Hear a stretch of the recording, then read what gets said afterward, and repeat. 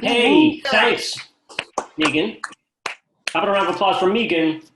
Or do whatever you do. Do that. I'm hearing an echo. I'm hearing me twice. That's double annoying. Anybody else hearing that? Better now. Better enough, I got to hear me once. Oh, it's better now. There we go. Good. I was going to tell me to shut the fuck up. The first one could go on, say whatever he wants. The second guy, fuck that guy. Bear with me, folks. I am jacked on hydrochloroquine. I don't know. I've been cutting with lemon pledge while I dry hump my pillow. My pillow. My pillow? You can't say my pillow. You have to say my pillow. Oh, boy. I don't know if you guys are wearing masks, but you know what? I kind of get the point of these anti-maskers. You got to be careful. This morning, I forgot to take mine off when I showered. I accidentally waterboarded myself. I confess to believing in science. That's my political statement. You know, one fucking sheriff in Florida even went so far as to ban masks. He told his deputies, you are not allowed to wear masks. So these poor bastards, not only can they not wear a mask and stay safe, but they cannot play the lead in Phantom of the Opera.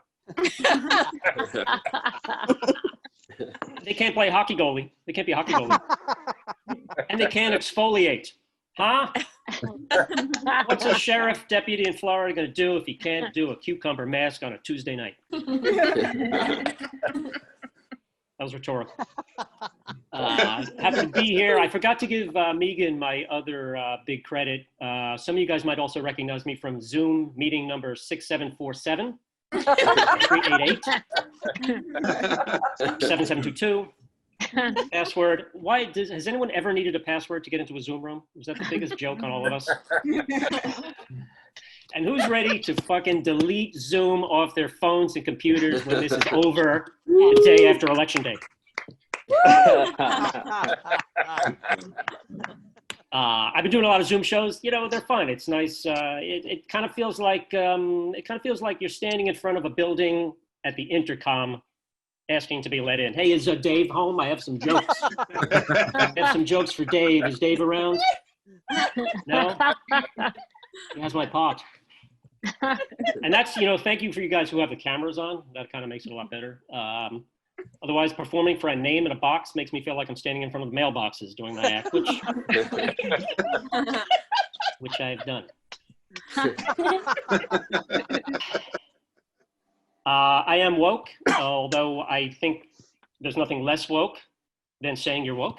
I support Black Lives Matter. I marched, although I typically don't like crowds, which is why I do stand-up comedy in Los Angeles.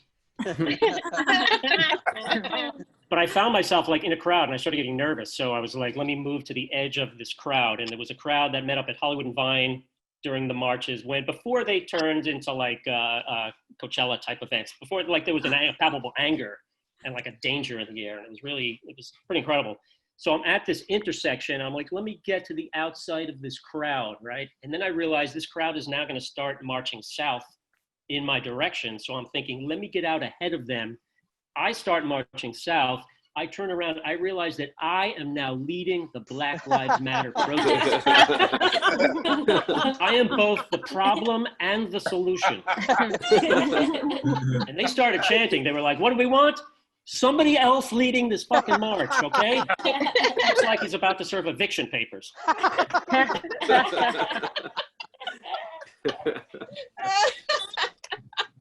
Thank you. Haven't been doing comedy a long time. I love doing comedy, although I'm about 25 years. I'm still working on my type 5. We're going to get there. Although I got to say, Mrs. Maisel got it in half an episode. I call bullshit.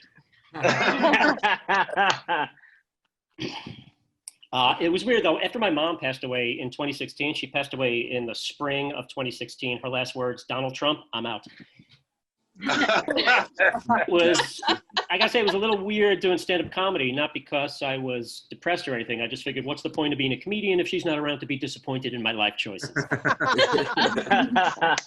I'm a disappointment. I used to be a lawyer. Anybody else here have no soul? Where are you? All right. Oh, Kevin used to be. Kevin, I was not a good lawyer. I'm not a lawyer anymore, except on dating apps.